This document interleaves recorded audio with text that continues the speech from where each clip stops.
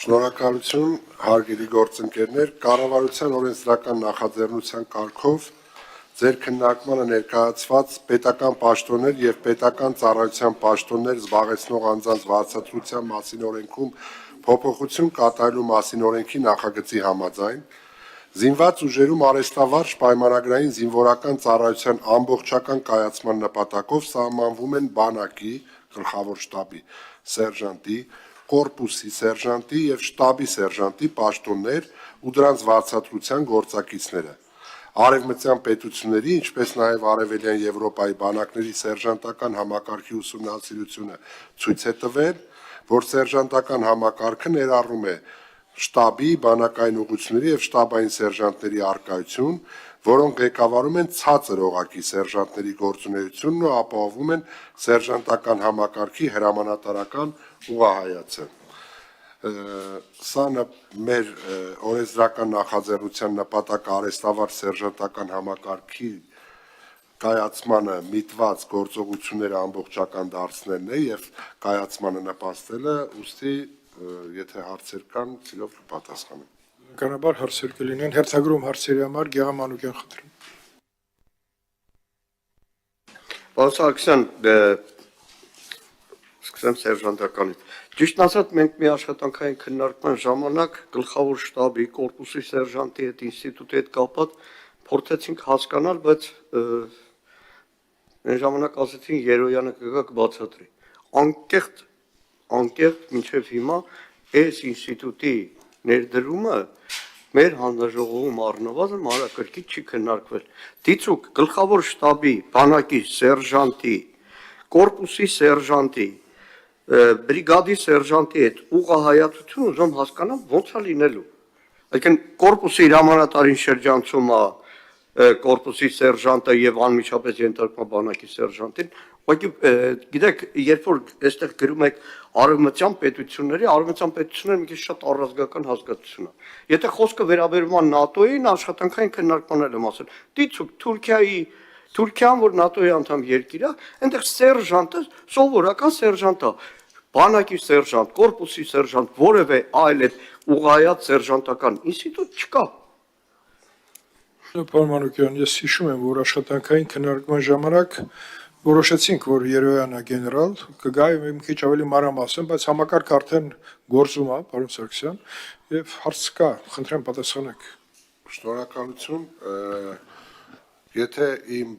բարձաբանումից հետո եւս հարցեր կառաջանան, սիրով կարող են կազմակերպել պարոն Երոյանը, որ ավելի այսպես մանրամասն ներկայացնի։ Ուրեմն մենք ունենք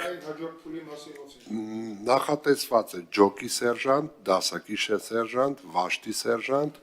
գումարտակի սերժանտ եւ այդպես մինչեւ գլխավոր շտաբի սերժանտ։ Գլխավոր շտաբի սերժանտը ամբողջ զինված ուժերի սերժանտական համակարգի ամենաբարձր պաշտոնյան է։ Եվ սերժանտը արհեստավարժ սերժանտը, որը ընտրվում է շարքային պայմանագրային զինվորականների շարքից, ունենալով որոշակի առաջնորդի հատկություններ, կազմակերպչական ջիղ, ինքը սպայի իր հրամանատարի մտահղացումը շարքային կազմին փոխանցողն է եւ այդ միջանկյալ օղակը ում միջոցով ղեկավարվելու է շարքային անձնակազմը։ Եվ այս ուղղահայացը իրականացվում է հետևյալ կերպ. գլխավոր շտաբի պետի կողմից սերժանտական համակարգին տրված հանձնարարականները գլխավոր շտաբի սերժանտի միջոցով իջնելու են այդպես ներքև եւ հասնելու են մինչեւ ջոկի սերժանտ։ Եվ այս ամբողջ կառավարման process-ը իրականացվելու է ըստ վերադասության սերժանտների միջոցով, որոնք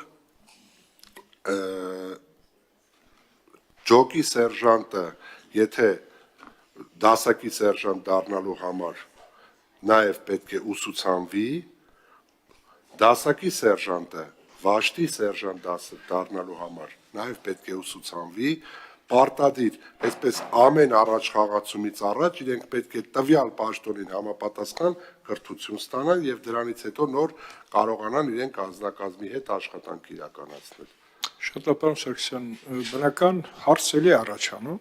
բայց հարցերը կարող է հարցից հարց առաջանա։ Ես առաջարկում եմ առաջինից երկրորդ ընթերցման այդ միջակայքում հրավիրեն գլխավոր շտաբի պետի տեղակալին, որը պատասխանատու է այս բարեփոխումների համար, եւ մեր հարցերի պատասխանը այնտեղ ստանանք, որպեսզի երկրորդ ընթերցման ժամանակ հստակ անենք, որտեղ ուղղաձիգի պարագայում նման հրամանատար սերժանտ փոխհարաբերությունները մի քիչ ընկալելու խնդիր ունենք։ Գլխավոր շտաբի սերժանտը շատ բարձր կարգավիճակ է ըստ պատկերացումների եւ հրամանատարական կորպուսը, որի ենթակայության տակ են գտնվում նաեւ սերժանտները, այդ հարաբերությունների մեջ հանձնարարականները որտեղից է գալի ուր է գնում եւ ով է պատասխանատու այդ հրամանների կայացման եւ կատարման համար։ Պարոն Մանուկյան, ես առաջարկում եմ այդ բովանդակային մասը մենք կանենք մեր մոտակա հենց աշխատանքային քննարկման ժամանակ եւ գեներալ Երևանը կգա եւ մենք այդ հարցերի պատասխանը կստանանք, որպեսզի հստակ պատկերացում ունենանք, թե տվյալ օրենքը ինչ խնդիր կարող է լուծի կամ խնդիր առաջացնի։ Շատ լավ։